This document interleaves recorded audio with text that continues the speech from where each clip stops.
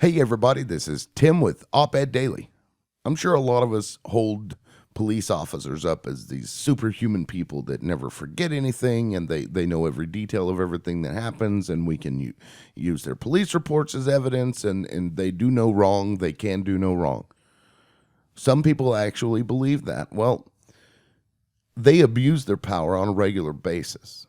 And in this particular instance, it was so heinous that I had to talk about it because these kinds of things happen all the time. But in this case, it wasn't just a police officer, it was also a judge that abused his power. Oklahoma Judge Matthew Stites ended up dismissing 3 felony child sexual abuse charges that were against a retired police officer. So this police officer spent 22 years with the McAlester Police Department before he retired as a lieutenant in 2011. Well, fast forward a few years, in 2015, he was babysitting this girl on behalf of the mother. And, he's a retired police officer. Why would you suspect this guy is a sick, twisted, pedophile piece of shit? Who would assume that? So he's watching her, and I guess when they go to get her, they find that their daughter had been molested. She was 3 at the time, so they took her to the hospital. And sure enough, the child had been sexually molested. There was evidence of that. I guess there was no evidence of DNA or, sperm, what have you. So they send an officer to Stites, who's the police officer, the retired police officer that was babysitting. They send a deputy over to his house, and they find that the diapers and the clothing worn by this 3-year-old girl had been burned. Now, that's not something that you would normally do with clothing and diapers, is burn them. You'd either throw them in the trash or put them in the washer. But this guy had burned them. So with this evidence, they take this guy to court. And while questioning, yes, they brought this, at the time of the court case, she was 4 years old. When she was molested, she was 3. So they bring this 4-year-old girl onto the stand and start questioning her. I mean, in my opinion, that's a little ridiculous. That's a little too young to be up there, especially when you're sitting across from the guy that molested you. So Burns, the attorney, asked the victim, the girl, if she could identify her assailant in the courtroom. The girl gave an answer, but nobody could hear it. Burns said she thought the victim said something along the lines of, "I don't know." But then the little girl's father wanted to point out that she had said, "I don't want to look at him." That's what the girl's father claims that his daughter said. So when the father corrected the judge's misinterpretation of what the child had said, he was removed from the courtroom. And of course, this pissed the father off, because who wouldn't want to be in there with their child while their child is being questioned like that? Give this child some sort of comfort.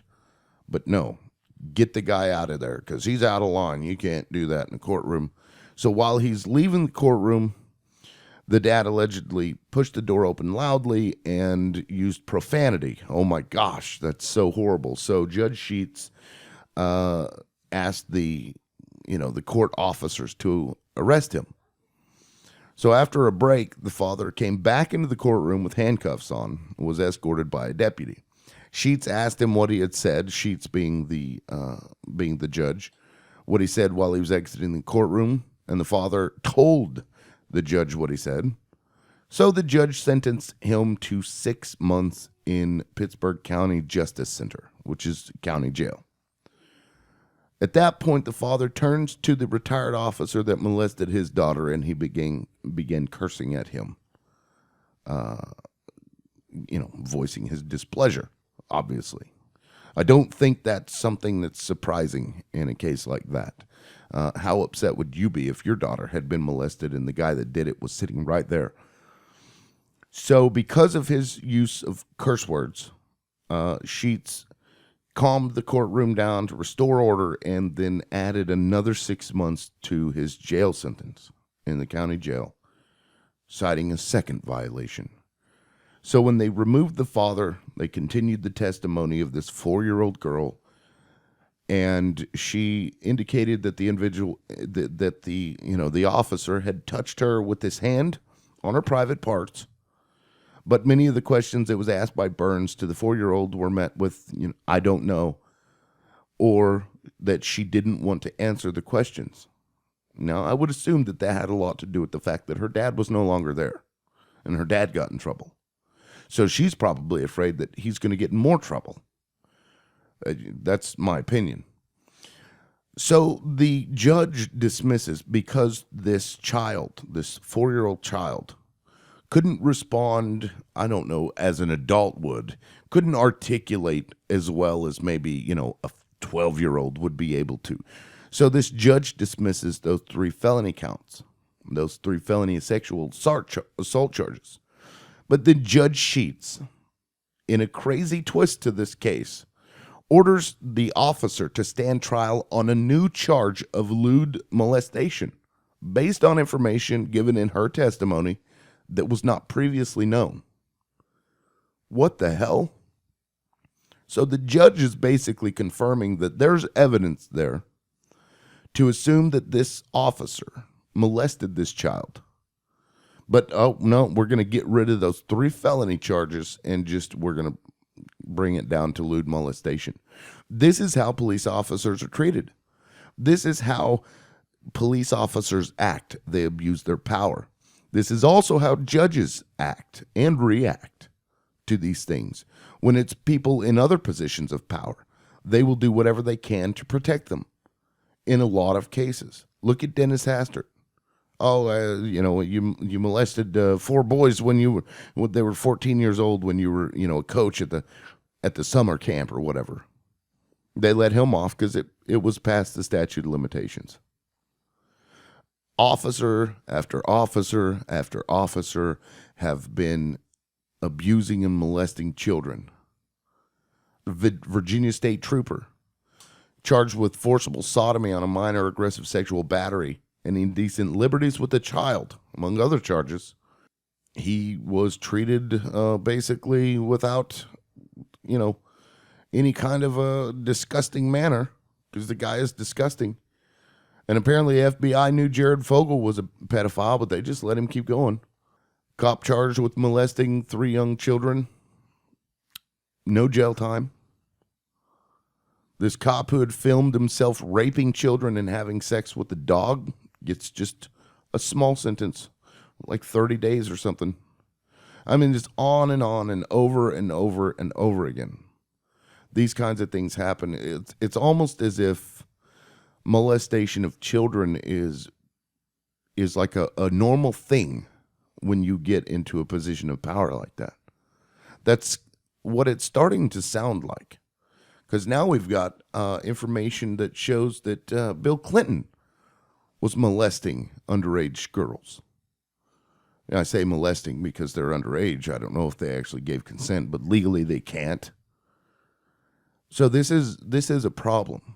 And this is why my children, I teach my children to not trust anybody, especially police officers.